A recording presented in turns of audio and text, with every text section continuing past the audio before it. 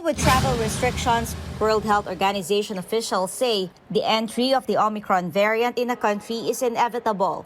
That the border control can reduce the risk of importations and can buy time. But it's not possible to completely stop the virus unless you completely close the border. So what is very important is to prepare and be ready for this next surge. Omicron will eventually come to most of the countries in the region. And so therefore, what we need to do is we need to start preparing now, and we need to do that in a sustainable way. By prepare, WHO officials mean inoculating those who remain unvaccinated and giving booster shots to those frequently exposed to the virus and have weak immune system.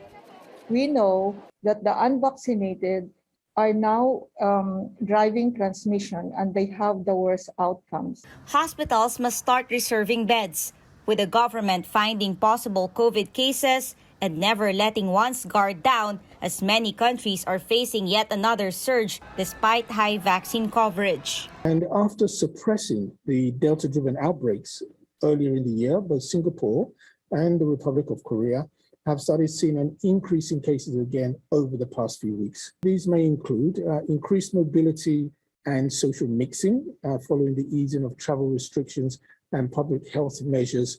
For now, WHO officials say Omicron is more transmissible than the other variants. They don't know yet if it's causing more severe illness, but reinfection is possible, they say. So far, current tests, vaccines, and treatments are perceived to be effective against Omicron. But if this new variant enters the country this month, Octa Research Group projects COVID cases going up to 5,000 again daily by late January.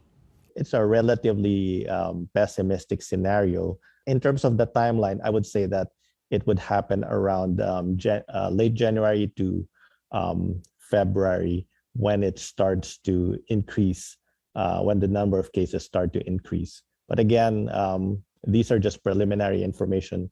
We may recalibrate.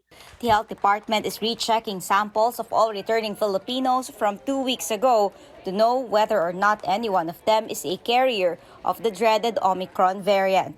Carolyn Bonquin, CNN Philippines.